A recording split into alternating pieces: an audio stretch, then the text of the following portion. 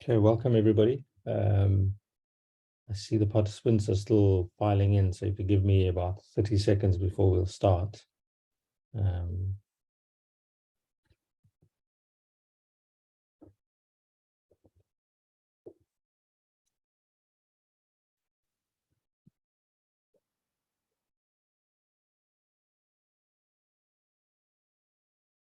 Okay,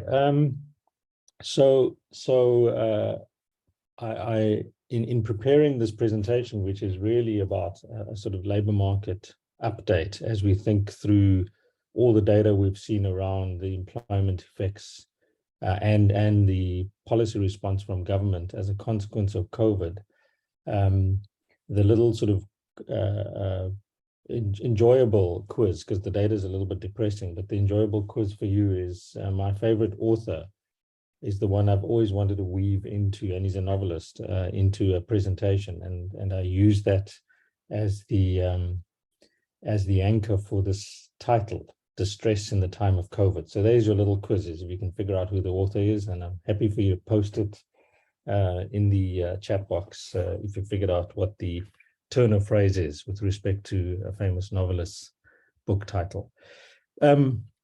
But a little bit more seriously, I'm very happy to be back. I think it's after a sojourn of 2 years at the sort of Sygnia webinar series. I really want to try and do 3 big things here. One is to look at the early empirical results from COVID. So 2 years on, what did the data tell us in terms of employment trends and the employment losses, and a proper assessment beyond what I would call the perhaps overstatement of the job losses we've seen. So I want to be a little bit more optimistic about job recovery rates. Then the second is to talk about the social relief of distress grant and look to the data in terms of the impact we've seen with respect to its reach and progressivity, but then also to take you a little bit inside the policy corridors where we have had a debate, and it's public now, in the President's Economic Advisory Council around the extension or making the SRD permanent. And I'll talk through some of those debates, which were confidential, but have been leaked to the media a few months ago. So I'm happy to talk about them. And then finally, what I think is probably an underappreciation of the support package. A lot of the debate has been around the SRD, but less so around the TERS, the Temporary Employment Relief Scheme. And I do want to give you some econometric evidence about the impact of TERS, which I think, as I say, has been a little bit underemphasized in the at least the policy discourse around support provided to firms. And then just a very brief sort of side note around the QLFS and some of our data concerns. And if there's time, I'll have a quick slide about the outlook for employment as I see it. So here's a really important way to think about, or at least a concentrated way to think about employment shifts that we've seen since COVID. So if you look at the black line, and the nice thing is being on screen, it's easy for you to follow. If you look at the black line, what you see is the pre-pandemic employment shifts for the 4 quarters, right? So 2019 hasn't been really any changes, the sort of sclerotic job growth that we used to for South Africa. But then as you hit second quarter of 2020, you see the significant job losses. So that's the big first pandemic wave, if you like, and the massive job losses that we see in South Africa. I'll come back to that number, but just to run through what happens beyond 2020, we see a slight recovery. And so as the bullet says, by the end of 2020, we've recorded a net job loss of about 1.4 million. So what happens after that is interesting, is that 2021, a slight a glimmer of hope in terms of a recovery, but then the July riots hit. So in 2021, we actually, because more of the unrest, we see a decline in jobs and then a slight recovery. And then what I believe, and I'll show you some of the sort of more concentrated ways to think about this, a much stronger recovery by the second quarter of 2022. So I just want to emphasize the following key fact is that the job losses we've seen, right, in the first quarter, so in other words, from 2020, first to second quarter with the pandemic hit, was only 2.1 million jobs. I say only because if you recall, there was the screaming headline from the Financial Mail, which I riled against because I felt it was an overstatement of 3 million jobs lost. So we got it 1 million wrong, and we rushed to the conclusions based on unofficial data at the time. So I just want to sort of restate the fact that if you go back in time, just, you know, this sort of the South African hysteria around job losses was overstated by about 1 million jobs. So we're now at the stage where we actually about 5% below our pre-pandemic level employment. So let's provide that in what I call sort of an inverted dinosaur picture. If you could imagine this, all I've done here is taken a base year for pre-pandemic employment levels at 100, and then asked the question, so where are we at specific points in terms of a recovery rate? So at the nadir, at the sort of trough of the pandemic, the first big shock, we're at 87% of the pre-pandemic, right? So employment was at 87% relative to total employment.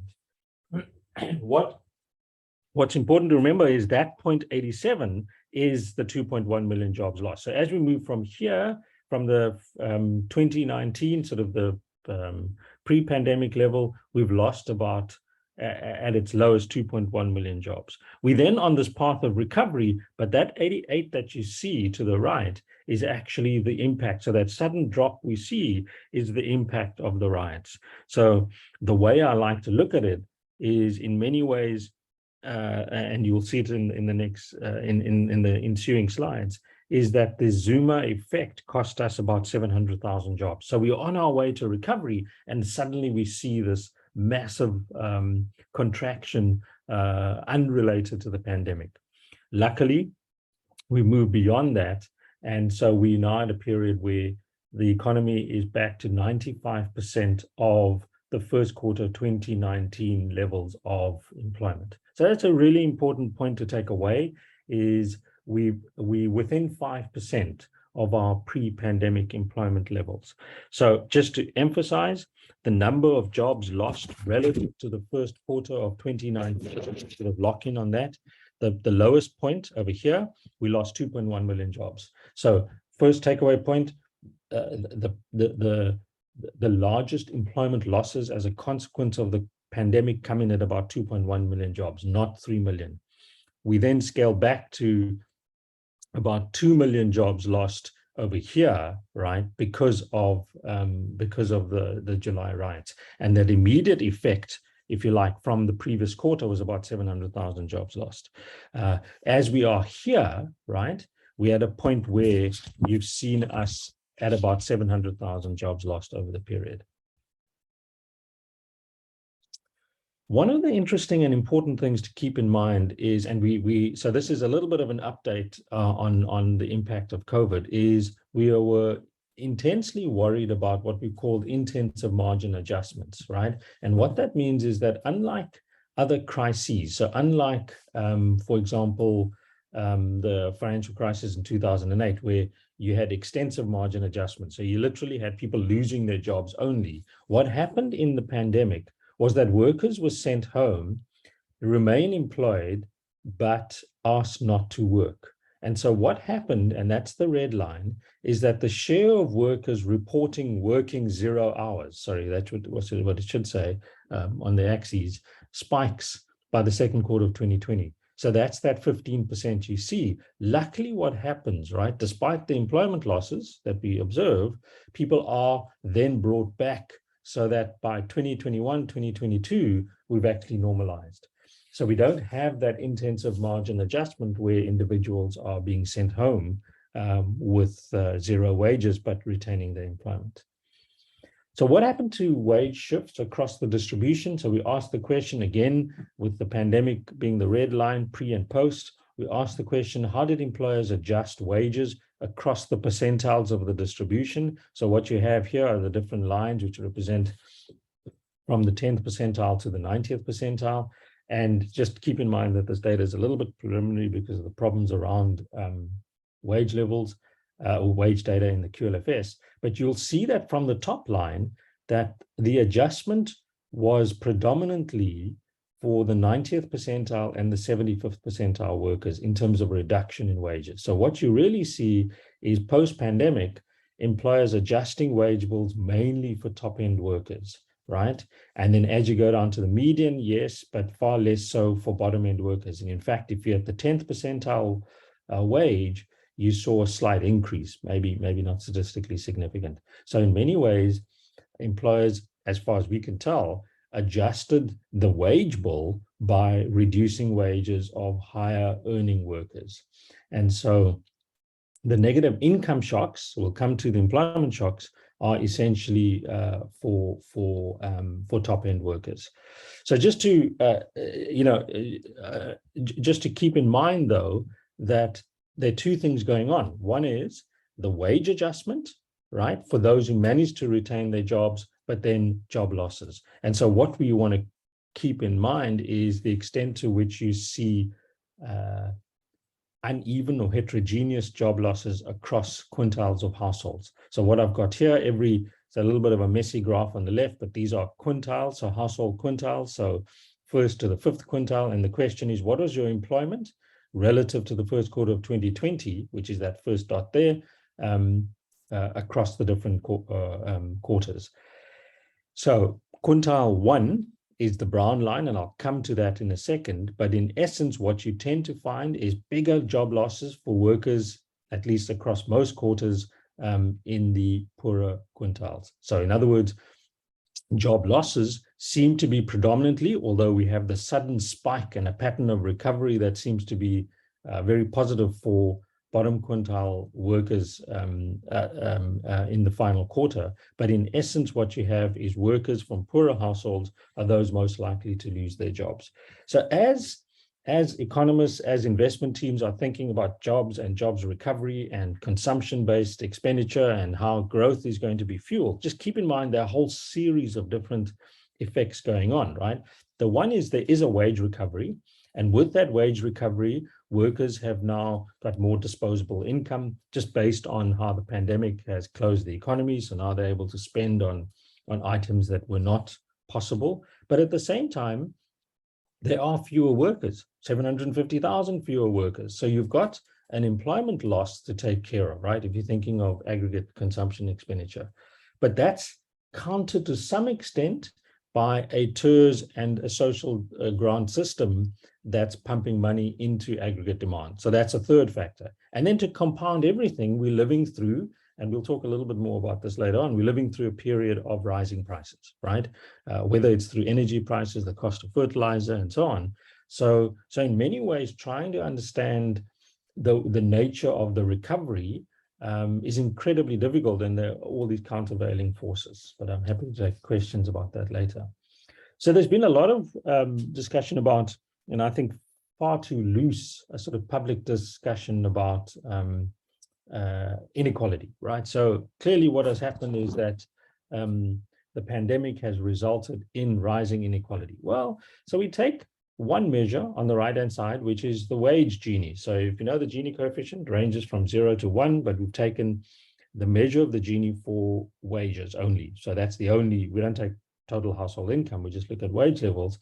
And if you look at those confidence intervals, they're already fairly large anyway. But in essence, you've seen no real movement in the Gini from pre to post-pandemic. So at 0.7, and then it sort of hovers around, maybe spikes at 0.71, but that confidence interval is very high. And then, in fact, declines and then increases slightly. So no real change in terms of wage inequality. So you haven't seen greater dispersion in terms of wage levels. So I think that's important if one thinks about, so what has happened to inequality as a consequence of COVID? Well, in terms of wages, nothing much really. We can talk about household inequality, but that requires a different measurement tool. So now I want to dig a little bit deeper into employment shifts, right? So you remember we spoke about the 750,000 jobs lost Let me just see if I can pick up my laser pointer here. So that's that 750,000 jobs lost that I spoke about earlier. So just to be clear, I'm at the second quarter of 2019, moving to the second quarter of 2022. So I'm sort of going pre-pandemic to the latest data we have currently from the QLFS with respect to employment shifts. So the one thing I want to be clear about is that there's a heterogeneous outcomes in terms of employment. So of the 750, if we just take the sectoral profile, of the 750,000 jobs lost, actually, it turns out that the primary sectors have gained jobs. So you've actually seen agriculture and mining increase their employment in the post-pandemic environment, right? You can see the actual numbers, 842 to 873, mining goes up by about 25,000 jobs. Where are our concerns? So the most obvious is the largest numbers, right? But I'll come to where I think we need to be concerned. I think in wholesale and retail, you're still seeing significant jobs have been lost and not recovered, if you like. And the majority of those, as I'll show later, are actually in the informal sector. I think those recoveries are possible. And then for domestic work, right? So those for me are possibly more recoverable. Where am I very, very worried, right? Of the 750,000 jobs lost, in net terms, 280,000 come from the manufacturing sector. So for me, those jobs are incredibly difficult to recover. And in fact, in general, 69% of all jobs lost in net terms come from the secondary sector. So if you wanted a concern around sort of long-term job losses, the scarring in the labor market, as we refer to it, it's the over 250,000 or 250,000 jobs lost in manufacturing that I'd be worried about. These are sectors that were possibly export markets perhaps closed down during the pandemic. Transport was difficult. I think there's also an element of KZN where some manufacturing plants may have actually closed down, and it's very difficult to see a quick recovery for those jobs in manufacturing. Construction, short-term, cyclical, more likely to see a recovery, but still a concern that you've got about 200,000 jobs still outstanding as you will relative to pre-pandemic levels. So what if we look at the skills profile of these workers? Well, turns out that, in general, highly skilled workers, but mainly professionals, have seen no change really in employment, but it's really semi-skilled and unskilled workers that have lost their jobs. And in my view, a lot of the sort of the data, if you look at craft and related trades, we need deeper dives, of course, would relate to manufacturing type jobs that have been lost. So I just wanted to concentrate your mind on the, we spoke about recovery rates. So if we just go back very quickly, just so you can see the link, what has been, the question I'm asking is at the sectoral level, how many of the jobs have been recovered relative to pre-pandemic levels? Now, this is sort of a mouthful of data that you're seeing here. Simpler ways to say, well, let's just calculate the sectoral jobs recovery rate. And so that's why for agriculture, and I should say community, social, and personal services, so no public sector jobs were lost. Of course, there's been more than a recovery rate. There's actually been a creation of jobs. And in mining, you can see that. And of course, then I've got the primary sector, which is the summary. But you begin to see where your weak points are. So construction, we're only at 86% relative to where we were. Manufacturing, 84%. There, just to repeat, those are the two sectors I'd be most worried about.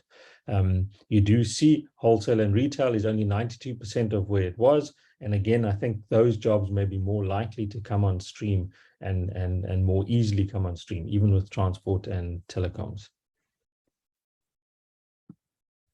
What about extending this to look at sort of individual characteristics? So we do the same story for the same period, but this time I asked the question, of the 750,000 jobs lost, how are they distributed by race, by gender, by age, by formality, sector, and union status?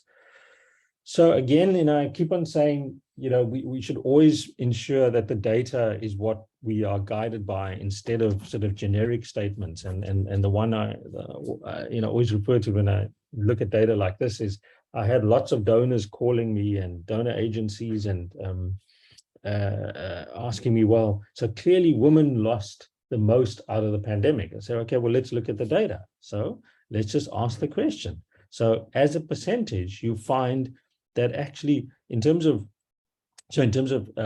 absolute numbers, 538,000 jobs have been lost for men that have not been recovered compared to 212,000 for women, right? And in fact, even if you look at employment shares, so just if you take a relative share perspective, it's still true. So it's not just in absolute numbers. So in many ways, if you run through the data, you find that it's young African males that actually dominate your job losses over the period. If you look at age, for example, of the age groups that we've got here, it's close to 500,000 of the 750,000 jobs that were lost, right, were concentrated at 64%, were concentrated amongst young workers between 15 and 34. So in many ways, there's a disproportionate share of workers that lost their jobs in this period were young workers. In turn, the majority of these workers, close to 75%, were actually in the informal sector. So just thinking about sort of vulnerable workers, it's those in formal sector jobs as well as those in private households that seem to have lost the jobs. And so in the formal sector, it's, remember, 250,000 of those jobs are actually in manufacturing. The majority, of course, are in the private sector, and very few of these workers were actually union members, although some have been. So 65% of all workers that lost their jobs were not union members. So in trying to think through, so one sees these employment losses, and again, just to collect the evidence, just to remind you that, we are about 95% of the level where we were at. But of course, as the pandemic evolved, as we saw job losses kicking in, growth remaining low, the state did respond. And perhaps the most well-known, I guess, publicly profiled response from the president was the COVID-19 grant.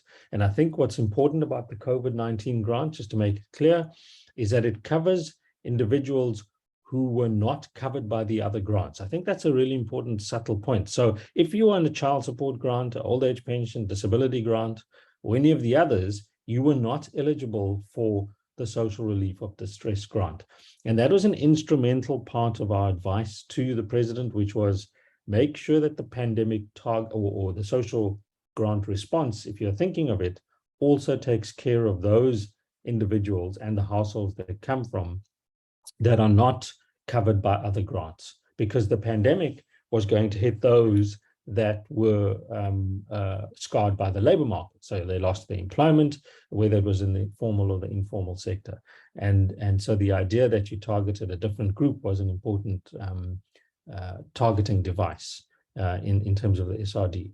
So this is just an indication of the possible target numbers, and in fact, they've gone up, where at the stage that we did this table, the grant had reached about 6 million people. At its peak, it actually reached about 10 million people. But this is an indication that if the grant, and I'll talk a little bit about this, if it was made permanent, right, you'd have 10% of individuals on the social relief of distress grant as a share of the total population, 16% of adults. But look at the bottom number. So if the SRD is made permanent, we'd move from about a third of individuals in South Africa being on some sort of a grant to about 41%. And that's an underestimate because, as I say, we've used the 6 million number. We could reach about 45%. So it's a big ask in terms of the scale, in terms of the reach. But at that stage, when the grants were extended during the pandemic, the president basically announced a new grant, which of course he's renewed a couple of times, that at the point of the SRD still being in operation, we had reached about 41% of South Africans, 60 million South Africans actually having access to some form of a grant. What is the experience with the social relief of distress grant? So what I have here in the greens and the yellows and oranges, I think it is, are the different grants that you all know that exist already. So the child support grant, old age pension, the disability grant, and the other grants, which will be foster care grants and so on. And the number of recipients over time. The red bar, right, shows you the introduction of the COVID SRD. So in the midst of the pandemic, the SRD is introduced, and we reach at some point that 6 million figure. And in fact, as I said, it increases after the president pauses it for a while, as you recall. And then when it gets reinstated, we actually move from 6 million to about 10 million individuals, right? And hence that 41% is a slight underestimate of the reach of the grants.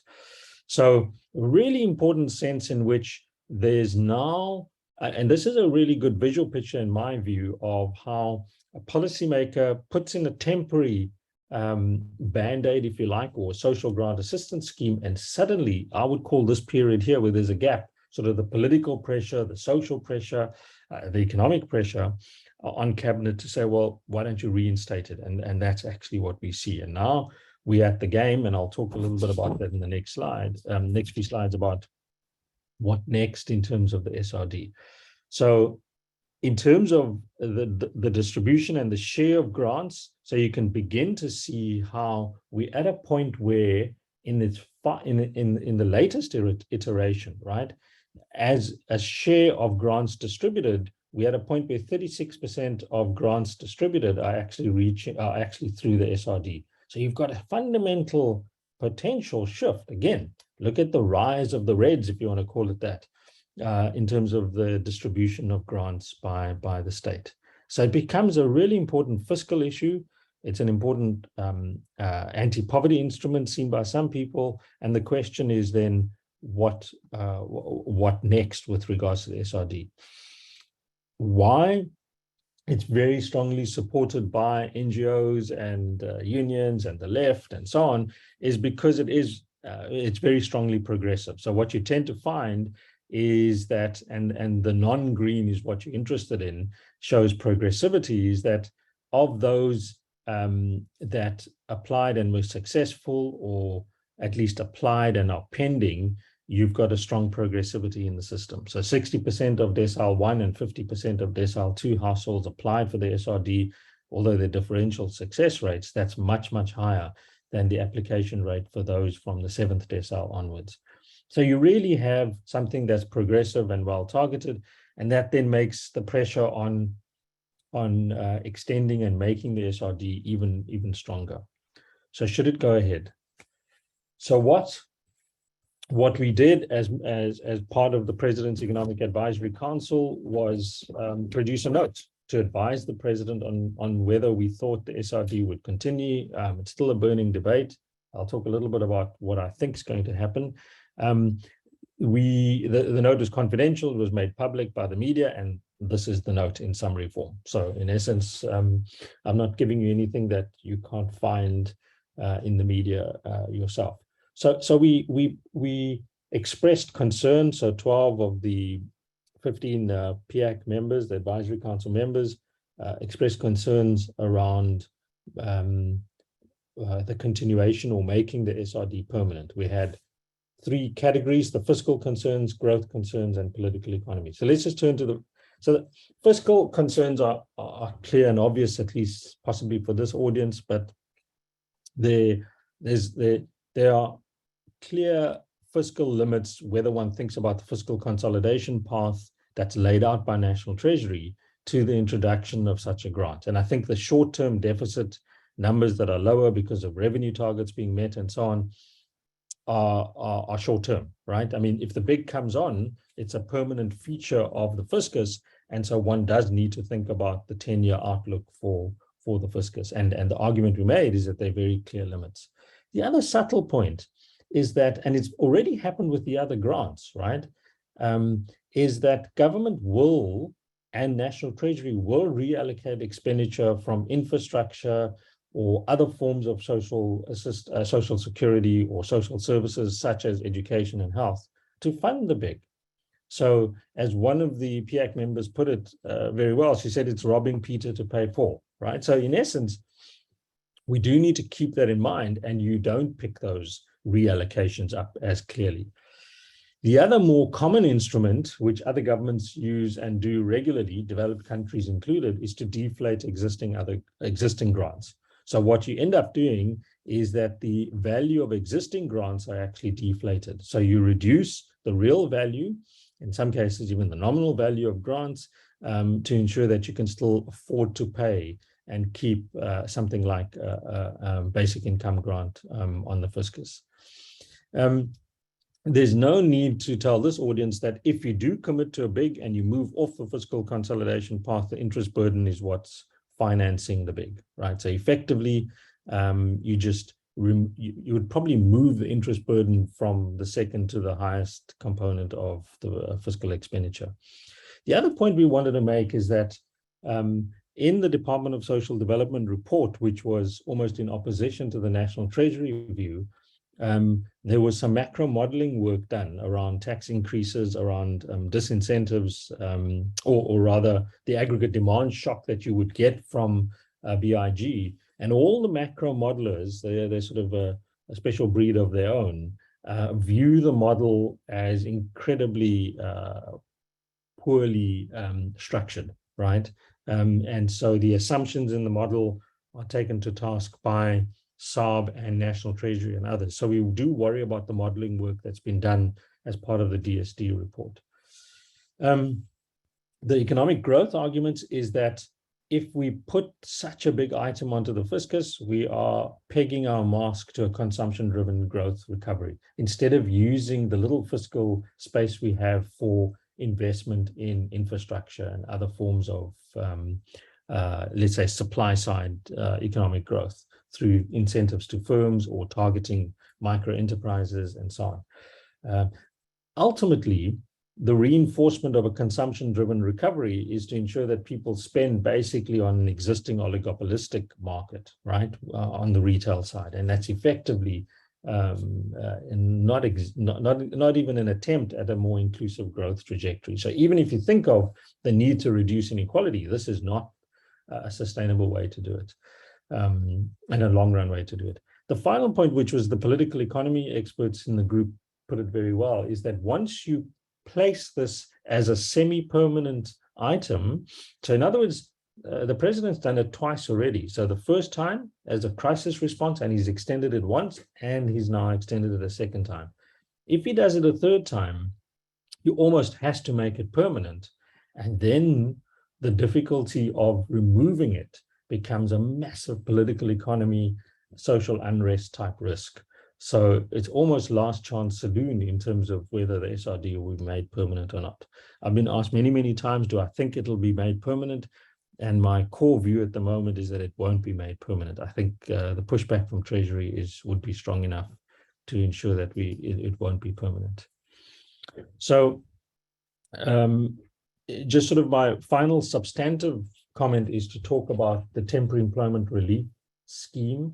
I've said this many times that I think it's an underappreciated component of what the president has done in terms of opening up support to firms through the UIF. So if you recall, there were two phases to it. First phase was all UIF contributing firms were allowed to claim on behalf of their employees, right? And the claim was progressive in nature. So if you look at the graph on the left, the TERS benefit, right, and the income replacement rate, therefore, if you look at the percentages on the right axis, the right vertical axis, peaked at 55%. So for low wage workers right at the bottom, you got a 55% income replacement, and it steadily declines to just above 35% for high-end workers. But effectively across the wage distribution, all workers, at least initially who were part of the, who were contributors, received a grant and a payback and a wage subsidy effectively from government. remember, there were slight switches from direct payments to employers to direct payments into bank accounts of workers. And in fact, in its latest iteration, the requirement for being a fund member was taken away. So it was then open to all employers. One of the things we did for, again, in advising the president, is that there were concerns, and we thought a little bit too premature from the fund actuaries, that on an actuarial evaluation basis, that the fund was possibly going to be insolvent if the TERS was continued, but that was only predicated on the view that the TERS would benefit all workers. And so what the president then introduced was a narrowed down version of TERS, which was then concentrated on very specific sectors like the hospitality sector, the restaurants, and so on. And so a much more reduced form of the TERS actually still benefited those sectors that were far more scarred by the pandemic. So the question we have is, how many workers were reached? So you end up getting to about 8.5 million workers, right? And if you look at that bottom bullet point, a really important swift response from government was that 96% of benefits were paid within 30 days of application. So I think an underappreciated aspect of the state's response. The question we ask, right, and we've done sort of some careful econometric work here, is what is the impact of TERS on employment retention? So we asked the question, well, okay, we shifted all this cash and wages to workers. Did it ensure, or did it actually do the job it was intended to do, which is retain employment? And the answer is yes, right? So we've got not for this audience, but we've got a sort of difference in difference estimation strategy, which looks at treatment and control groups and in the pre and the post period. And we asked the question, if you got the TERS relative to not getting the TERS, in the post-pandemic relative to the pre-pandemic period, did it improve the probability of you retaining your employment? And the answer is yes, by about 17 to 18%, irrespective of the controls and the specifications. So the TERS actually becomes a really successful policy if you think of that early data point, in moving us from the 88% retention rate right through to the 95%. That's a really important component in avoiding even more significant job losses, right? And so the idea that you do this massive redistribution, if you like, although there were contributors from the employer side, back to workers on a large scale, in my view, was fundamental in avoiding even more job losses. So the idea that one can think of a wage subsidy, hence the other work we've done on increasing the value of the employment tax incentive scheme, the ETI, as a support mechanism to firms, needs to be re-looked at. If you like, instead of only hanging one's growth policy on something like the SRD, which is to support households, one is to think about looking at firms instead. And the ETI could be extended based on the real natural experiment evidence we have from TERS. Okay, so I've got just a quick detour around data. Is one just needs to be careful in this period. So it would be remiss of me not to talk a little bit about how during the pandemic period, the Stats SA moved to something called the CATI, the Computerized Aided Telephonic Interview System, which does reduce reliability of the estimates. And in fact, what happened over this period, if you recall, is that the sample size declines to worryingly low levels, right? And so what that does is to widen the confidence intervals on your unemployment rate. So just remember, whenever you see these estimates, they have confidence intervals around them. And when these guys that shaded portion starts getting a little bit too big, depending on where you look at it, our optimism or our pessimism around the unemployment rate should be tempered by the range, the size of the confidence interval. So there was that period when we were getting all hysterical about the rise in the unemployment rates. Well, in many ways, the unemployment rate at 32% was not significantly different from the 35% one reported in the fourth quarter of 2021. That's why these data matter. That's why confidence intervals matter. So just keep an eye on that. Luckily, though, and it's only for this period, beyond this period, what we've seen is a reversion by Stats SA to field workers and non-CATI type interviews, and so sample sizes have crept up, and so one can be more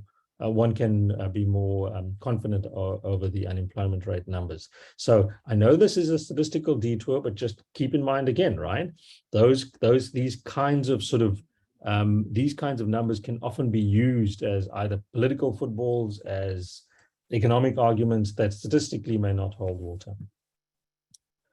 So where to from here? And this is my last slide. And through the organizers, I'm very happy to take some questions, but I'll be guided by them. But I wanted to put this graph on the left up just because it's a really important representation of where our historical challenges lie, sort of pre-pandemic almost. So I call this the crocodile jaws graph, right? And if you think of the crocodile jaws, where the top jaw represents GDP per capita since 1999, you can take 2000 or even before, for a set of samples that involve emerging markets. So it can either be lower middle income countries, upper middle income countries, or high income emerging markets. And we take the average of GDP per capita, and that's the top jaw. Those are the top lines that you see, right? Dramatic improvement over time up to 2020.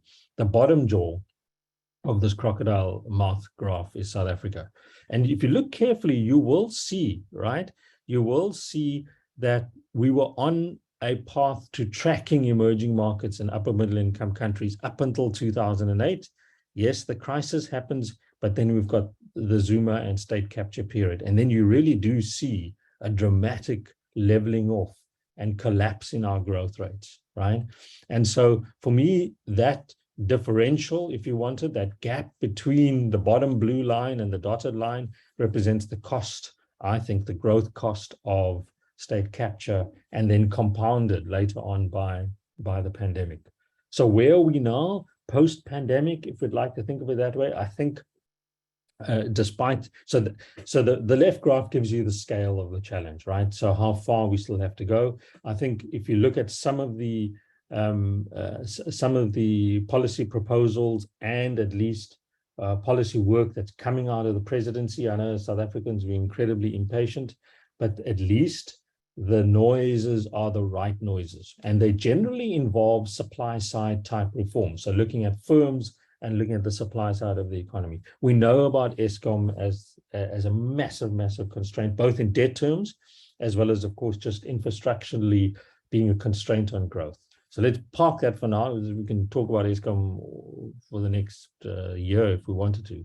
But what else is going on is around SME reform. So there's a red tape reduction unit that's been set up. That's never happened even during the Mbeki years. So finally, there's a realization that if you want growth, you need to allow small businesses, and in particular, small formal businesses in sectors that are dominated by large operators, to actually be given the freedom to operate.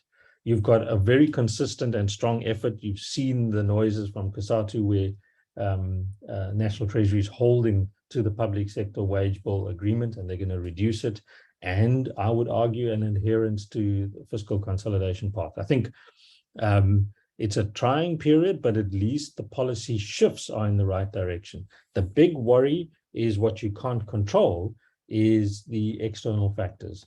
So you've got global inflation pressures, and you've got a great investment team at Sygnia that think about this very creatively. But I think we haven't seen the end of interest rate increases from the US economy. And so that's furthermore going to weaken the rand, in my view. And also, we are not out of the woods in terms of global inflationary pressures. The pandemic hasn't gone, it's still there.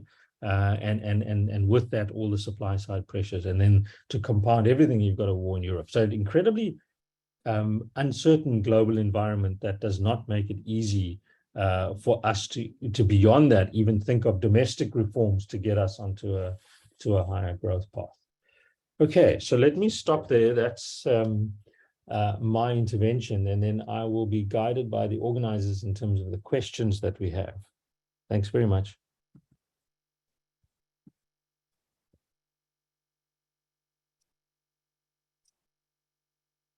So, well, what actually, I've been looking at the questions online, and from Gay Evans, Gabriel Garcia Marquez, that's the right answer. So it's a play on, the title is a play on Love in the Time of Cholera, of course.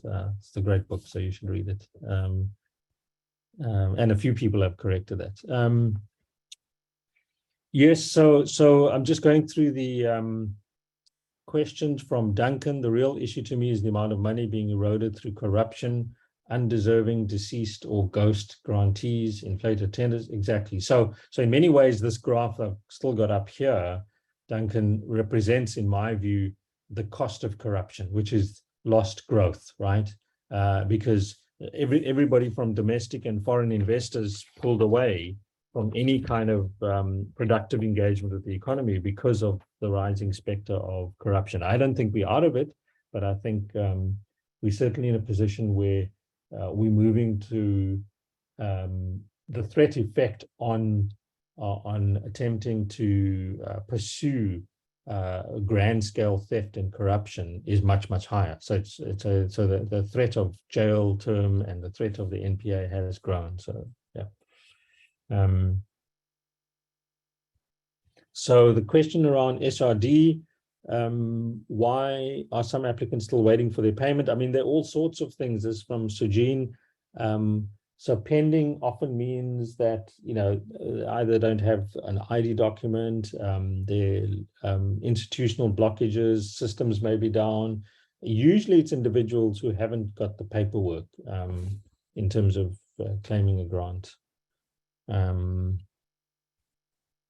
So I think, so the question from Ginger on the slide, the TERS and early impact assessment, the 3 columns are different estimates based on different specifications of a model. So this is a academic type question. I'm happy to answer. So if you look at these, Ginger, what you'll see is the controls. So what we have in each specification of the model is slightly different. So in some cases we have demographic and labor market controls, and in other models we don't. It's just a standard way to make sure that your estimates of the variable of interest are not influenced by the specification. Okay, and I'm deliberately not answering any of the investment questions because I think that's for the investment team at Sygnia to answer, not me. Okay. Don't see any more questions.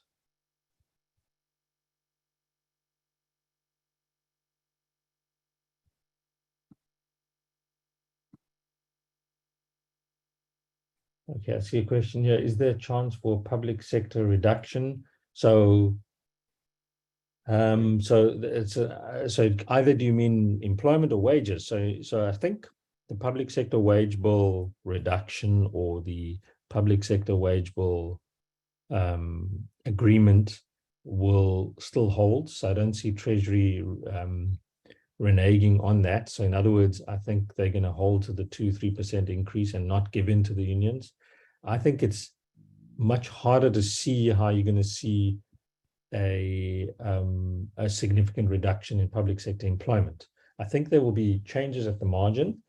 So I think you may find that posts that are frozen will not be opened up for re-employment and so on, because I think there is a concern around the size of the public sector, but I don't think you're going to see significant contractions in government employment.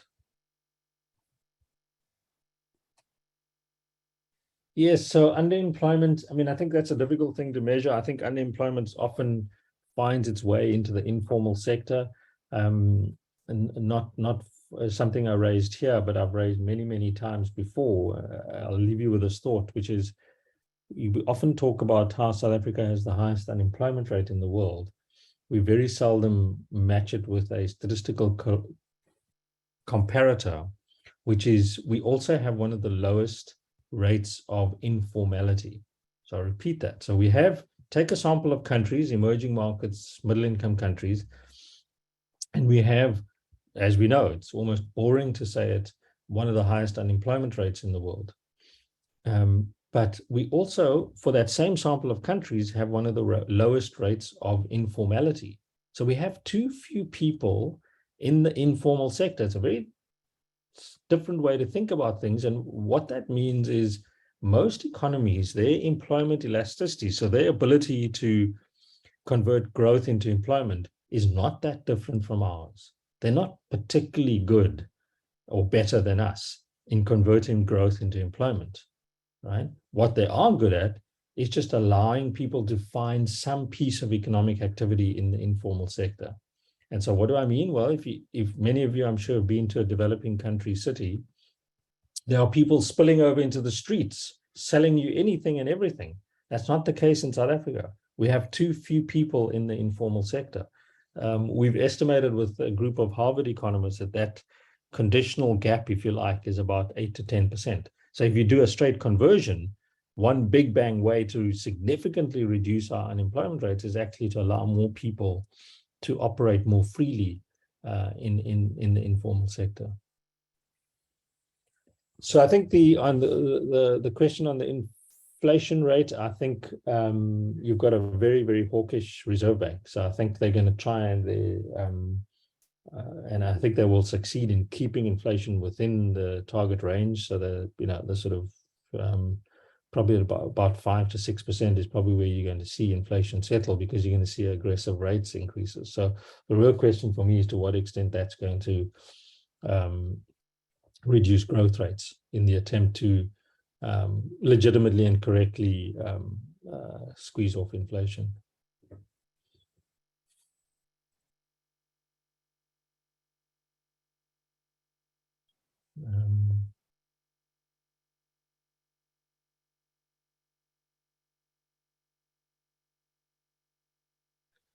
So there's a question around the unemployment numbers and youth unemployment. Yes, so youth unemployment rates are the world over, not just in South Africa, much, much higher than aggregate unemployment rates. But the same answer I would give to youth unemployment would be around the informal sector. I don't think we're thinking enough about allowing people options for economic activity outside of the formal sector, outside of a formal wage job. It's just too much to ask an economy to create that many number of jobs.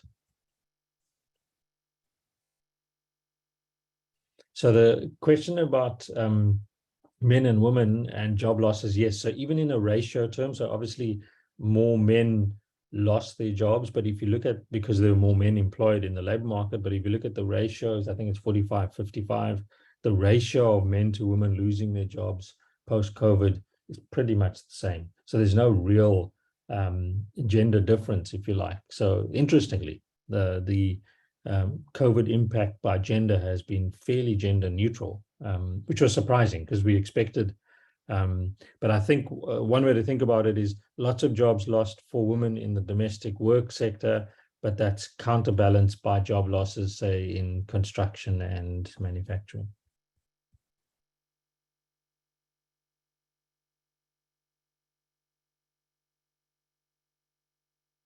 Okay. All right. I think we've reached the end of the questions almost on the hour mark. There aren't any more urgent ones. I think we can conclude. Okay. Thank you, everybody. Thanks for joining in.